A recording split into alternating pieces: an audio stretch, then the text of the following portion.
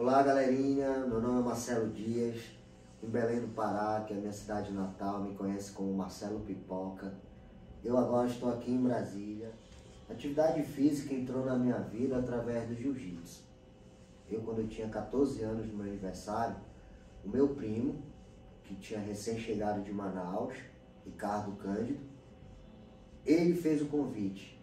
Olha, eu dou aula de jiu-jitsu e queria saber se tu tem interesse em fazer. Na época eu nem sabia o que significava jiu-jitsu, mas sempre um garoto ativo, convidei 2, 3 colegas no intervalo da aula ali e fomos visitar a academia onde meu primo estava ministrando aula. Aí dali eu não consegui mais me afastar dos tatames. Gostei tanto que continuei treinando, me dedicando. Meus horários livres eram dedicados a treinos. Normalmente faltava a questão para ir para a aula, mas treino era de manhã e de noite.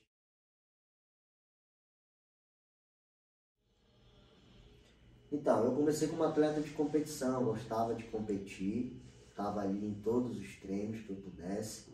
Eu acredito que eu só não faltava aula, mas todo o meu tempo livre era voltado para treinamento de jiu-jitsu. Infelizmente, questão de competições, eu cheguei a fazer poucas, que é onde eu tive que me afastar por algumas questões de saúde, cirurgias. Ao todo, são 4 cirurgias que eu fiz e que lá na frente eu pretendo contar sobre cada uma delas e o que elas me proporcionaram como lição de vida. Por essas questões, eu acabei que focava muito na minha forma de treinar, de me preparar, porque eu tinha que voltar. Então, meus colegas de treino sempre como os primeiros lugares nas categorias. A equipe Bulldog, quem puxar os registros aí vai ter um leque de campeões mesmo, dentro do MMA, dentro do jiu-jitsu de kimono, dentro do jiu-jitsu sem kimono. O Ricardinho, eu considero ele a mente mais brilhante no mundo das artes marciais e ele conseguia extrair o melhor de todos nós.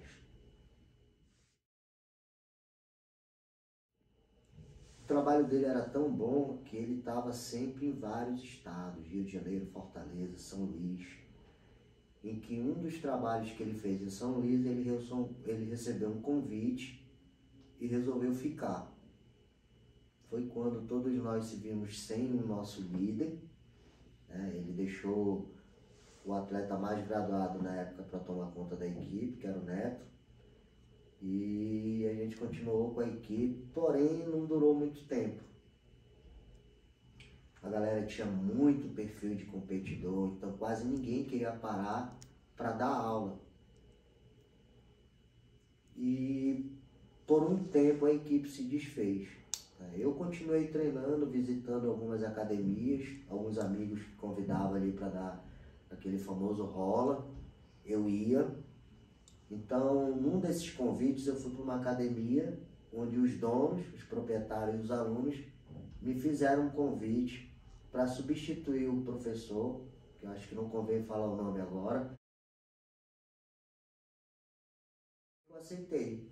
A primeira pessoa que eu liguei foi para o meu mestre. Mestre, eu nunca dei aula, estão solicitando meu trabalho para isso agora e eu quero saber a sua opinião.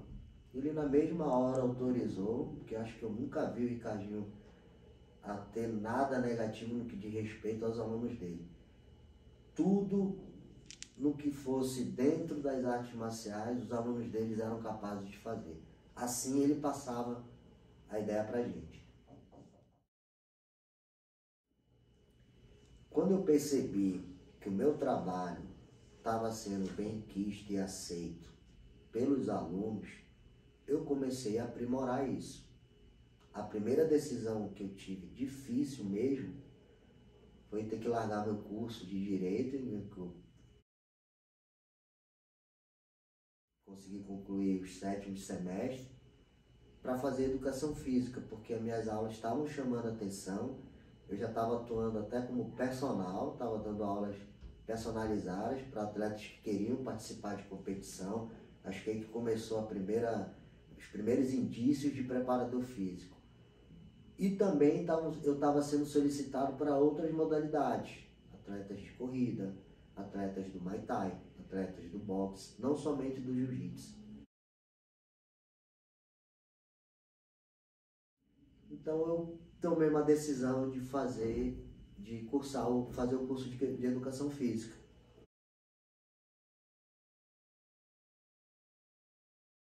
Educação física. Então hoje em dia eu sou profissional de educação física, bacharel licenciado, né, faixa preta 5º grau de jiu-jitsu. Estou no último ano de nutrição e no que diz respeito a cursos, eu fiz de primeiros socorros ao treinamento de força. Então praticamente tudo que pudesse englobar e eu tivesse tempo, eu estava ali me dedicando nos cursos, principalmente nos cursos. Bem, eu já estava atuando em algumas academias, dava aula em mais de uma academia em Belém. A equipe Tino Nogueira chegou com uma proposta, né, selecionou alguns currículos e chegaram à minha pessoa. Fizeram o convite, eu fiquei no início um pouco pensativo, porque eu tinha que abrir mão da minha equipe para poder representar a bandeira deles. E eu fiquei bem preocupado com isso, porque eu sempre fui bem fiel às minhas coisas, às coisas que eu faço, principalmente a equipe que eu representava. Mas eu conversei com o meu professor e ele sempre teve um olhar lá na frente, viu que isso seria bom para mim, para minha construção, e me aconselhou a fazer parte dessa nova bandeira chamada Tino Nogueira.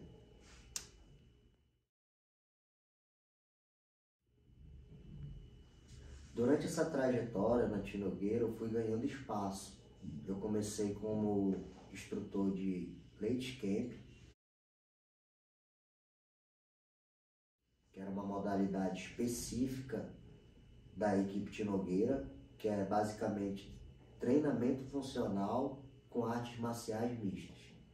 No decorrer do tempo eu fui ganhando espaço, comecei a dar aula nas outras modalidades que eu dominava, o jiu-jitsu de kimono, o treinamento funcional, porque eu já estava cursando educação física, e MMA, onde eu botei a primeira turma de MMA, em que a gente conseguiu incluir adolescentes. Com mais ou menos 6 meses ministrando aulas dentro da Tino Nogueira, recebemos a visita de um dos coordenadores gerais, o nome dele é Alberto Rocha. Ele propôs uma reunião comigo onde foi feito o convite para que eu pudesse ser coordenador da equipe Tino Nogueira em Belém.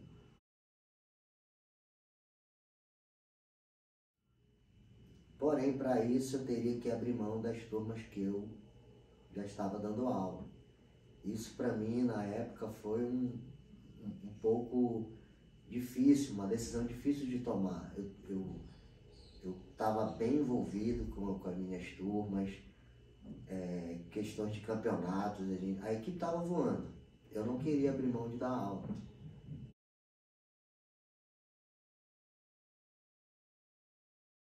Uma frase bem interessante.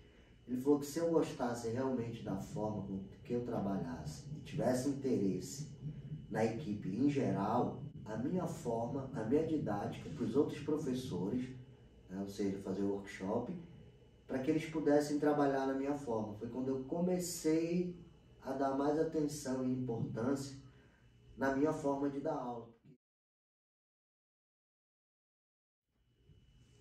Bem, na sequência, eu fui orientado para fazer a capacitação, que eu iria me tornar de um dos instrutores gerais da equipe Tino Nogueira. Então, eu fui para o Rio de Janeiro, passei 2 meses lá fazendo esse treinamento, vim para Brasília, concluí o treinamento aqui em Brasília, e onde foi que aconteceu as 3 propostas em que cabia para o meu perfil. Ser coordenador da Tino Nogueira, que iria abrir em Manaus, ser coordenador da equipe Tinogueira que iria abrir em Macapá, Amapá, ou cobrir os professores que iriam sair de férias da equipe Tinogueira Brasília.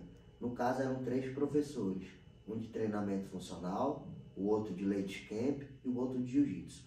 Como eu agrego as 3 modalidades, eu vim cobrir os professores e no trâmite no processo dessas aulas, foi feito o convite para que eu pudesse ficar aqui e ministrasse a aula de Ladies Camp. Devido à minha permanência aqui em Brasília,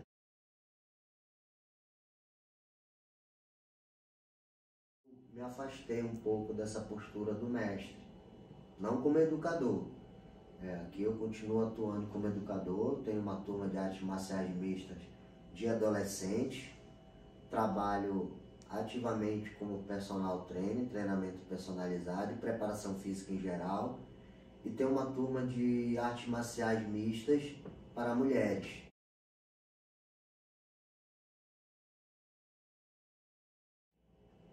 Então hoje em dia o meu trabalho está mais voltado para o particular, consultoria, e agora com o último ano de nutrição eu estou pretendendo fazer cursos e especializações voltadas também para essa área.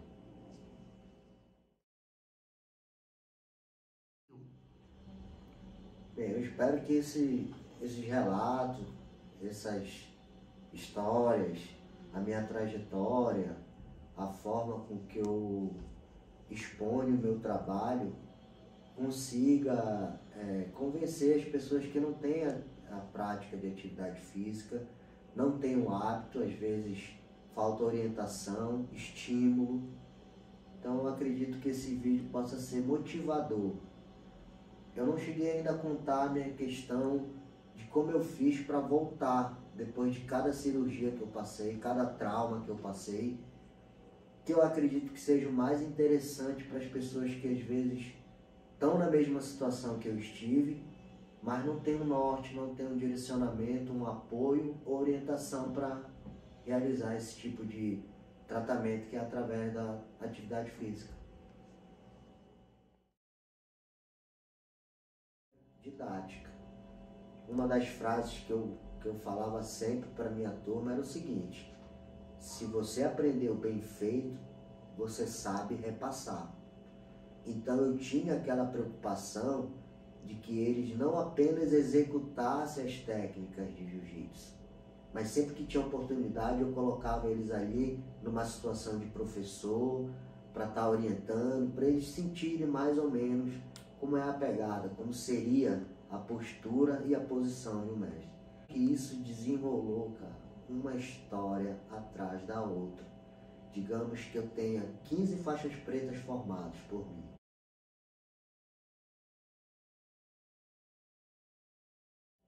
São 15 histórias, cada uma diferente da outra.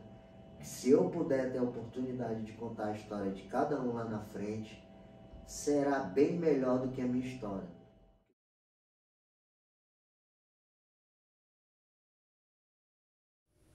Então, galera, essa aí foi a parte 1 desse documentário. Como vocês viram, uma história incrível do nosso mestre Marcelo Pipoca. Nós temos a parte 2, onde ele vai comentar sobre como foi a trajetória de alguns dos faixas pretas dele, o que cada um passou para chegar na faixa preta. Quer assistir essa parte 2? Quando esse vídeo aqui chegar em 50 curtidas, nós vamos postar aqui essa parte, hein? Então, curte o vídeo e compartilha com os amigos para eles assistirem também, curtirem também. E quem não for inscrito no canal, se inscreve e aguarda a parte 2.